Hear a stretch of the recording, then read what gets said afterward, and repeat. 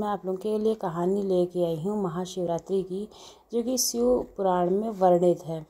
एक गांव में एक शिकारी रहता था। वह पशुओं को मार करके अपना परिवार चलाता था, लेकिन फिर भी धन की कमी के कारण उसे एक साहूकार से कर्ज लेना पड़ा। लेकिन उसका कर्ज समय पर ना चुका सका वो, जिसके कारण गुस्से में आकर साहूकार ने शिकारी को पकड़ाकर शिव मठ में बंदी बना लिया। जिस दिन उसने ऐसा किया था उस दिन शिवरात्रि थी। साहूकार के घर पर शिवरात्रि की पूजा हो रही थी। शिकारी ध्यान मग्न होकर शिव की धार्मिक बातें सुन रहा था। 13 तिथि पर उसने शिवरात्रि की कथा भी सुनी। शाम होते ही साहूकार ने शिकारी को बुलाया और ऋण चुकाने के बारे में बात की। शिकारी ने अपने दिन पूरा ऋण लौटाने का वचन देकर खुद को उसके बंधन से छुड़ा लिया। रोज की तरह शिकारी जंगल में शिकार के लिए गया, लेकिन साहूकार का बंदी रहने के कारण वह कुछ खा नहीं पाया था।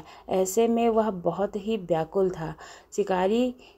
शिकार करने के लिए वह एक तालाब के किनारे खड़े बेलपत्र के पेड़ के नीचे अपना पड़ाव बनाने लगा। उस पेड़ के नीचे शिवलिंग था, जो बेलपत्रों से ढका हुआ था। शिकारी को उस शिवलिंग के बारे में पता भी नहीं था। उसने पड़ाव को बनाते समय उसने टहनियाँ तोड़ी और वे संयोग से शिवलिंग पर गिर गईं। इस प्रकार पूरे दिन भूखे प्यासे शिकारी का व्रत हो गया और संयोग से उसने शिवलिंग पर बेलपत्र भी चढ़ा दिया। रात का एक पहर बीतने के बाद एक गर्भिणी मृगी तालाब पर पानी पीने के लिए पहुंची। शिकारी ने धनुष पर तीर चढ़ाकर जैसे ही प्रत्यंचा खींची, मृगी बोली, मैं गर्भ से हूँ, शीघ्र ही मुझे प्रसव होगा। तुम एक साथ 2 जीवों की हत्या करोगे, जो ठीक नहीं है। उसने शिवजी से कहा कि मैं अपने बच्चे को जन्म देकर के जल्द ही तुम्हारे पास प्रस्तुत हो जाऊंगी, तब तुम मेरे प्राण हर लेना। ऐसा सुनते ही शिकारी ने प्रत्यंचा ढीली कर दी और मृगी झाड़ियों में लुप्त हो गई। प्रत्यंचा चढ़ाने तथा ढीली करने के वक्त संयोग से कुछ और बेलपत्र अनायासी टूटकर शिवलिंग पर गिर गए। इस प्रकार उससे अनजाने में ही प्रथम पहर की पूजा भी संपन्न हो गई। कुछ ही देर बाद दूसरी मृगी वहां से निकली। शिकारी की खुशी का ठिकाना न रहा। शिकार को देखते ही उसने धनुष पर बाण फिर से चढ़ाया।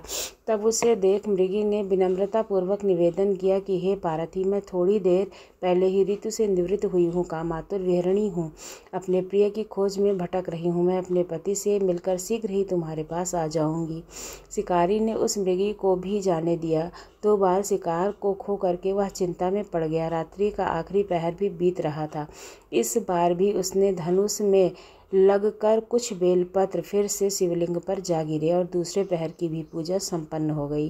तभी एक और हिरणी अपने बच्चों के साथ उधर से निकली। शिकारी ने फिर से धनुष पर तीर चढ़ाया और जैसे ही वह तीर छोड़ने ही वाला था कि हिरणी बोली, हे शिकारी, मैं इन बच्चों को इनके पिता के हवाले करके लौट आऊंगी, इस समय मुझे मत मारो। शिकारी हंसा और उसने कहा कि सामने आए शिकार को मैं छोड़ दूं, ऐसा तो मैं मूर्ख नहीं दिखता हूँ। इससे पहले भी मैं 2 बार अपना शिकार खो चुका हूँ। मेरे बच्चे भूखे प्यासे होंगे। जवाब देते हुए शिकारी ने कहा कि जैसे ही तुम्हें अपने बच्चों की ममता सता रही है, वैसे ही मुझे भी अपने बच्चों की ममता सता रही है। हे शिकारी, मेरा भरोसा करो, मैं इन्हें इनके पिता के पास छोड़कर वापस लौट आने का वचन देती हूँ। हिरणी का दीन स्वर सुनकर शिकारी को उस पर दया आ गई।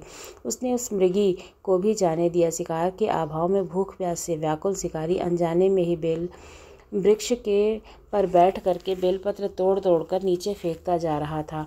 पाँव फटने को हुई तो उसने एक हष्ट-पुष्ट मृग उसी रास्ते पर देखा। शिकारी ने सोचा कि इसका शिकार वह अवश्य करेगा। शिकारी की तरी प्रत्यंचा देखकर मृग बोला, हे शिकारी, यदि तुमने मुझसे पूर्व आने वाली 3 मृगियों और उनके बच्चों को मार डाला है तो मुझे भी मारने में देरी मत करो, ताकि मुझे उनके वियोग में एक क्षण भी दुख न सहना पड़े, क्योंकि मैं उन हिरणियों का पति हूँ। यदि तुमने उन्हें जीवन दान दिया है तो मुझे भी कुछ क्षण के लिए जीवन दान दो। मैं उनसे मिलकर तुम्हारे समक्ष अवश्य प्रस्तुत होऊंगा। मृग की बात सुनते ही शिकारी के सामने पूरी रात का घटना चक्र घूम गया। उसने सारी कथा मृग को सुनाई। तब मृग ने कहा, मेरी पत्नी जिस प्रकार प्रतीक्षाबद्ध होकर के गई है, मेरी मृत्यु से अपने धर्म का पालन नहीं कर पाएगी, अतः तुम्हें तुमने उन्हें विश्वास पात्र मान करके जैसे छोड़ा है वैसे ही मुझे छोड़ दो। मैं उन सब के साथ तुम्हारे पास अवश्य उपस्थित होऊंगा। शिकारी ने उसे भी जाने दिया। इस प्रकार सुबह हो गई। व्रत, उपवास, रात्रि जागरण तथा शिवलिंग पर संयोग से बेलपत्र चढ़ाने से अनजाने में ही सही शिकारी की शिवरात्रि पूजा पूर्ण हो गई। अनजाने में हुई पूजा का परिणाम उसे तत्काल मिला। शिकारी का हिंसक हृदय निर्मल हो गया और उसे भागवत भक्ति का भाव हो गया। थोड़ी ही देर बाद मृग अपने परिवार के साथ शिकारी के पास उपस्थित हो गया ताकि वह उसका शिकार कर सके, किंतु जंगली पशुओं की ऐसी सत्यता, सात्विकता और सामूहिक प्रेम भाव को देखकर शिकारी को बड़ी ही ग्लानि हुई। उसने मृग परिवार को जाने दिया। अनजाने में शिवरात्रि के पालन करने पर भी शिकारी को मोक्ष की प्राप्ति हुई। तब मृत्यु के पश्चात यमदूत उसे ले जाने आए तो शिवगणों ने उन्हें वापस भेज दिया और शिकारी को शिवलोक की प्राप्ति हुई। तो इस तरह से जो भी शिवरात्रि की पूजा करता है, कथा सुनता है, उसे शिवलोक की प्राप्ति होती है। सभी दुख, उसके कष्ट कट जाते हैं। आपको ये कथा कैसी लगी ज़रूर बताइए। यदि अच्छी लगी हो तो चैनल को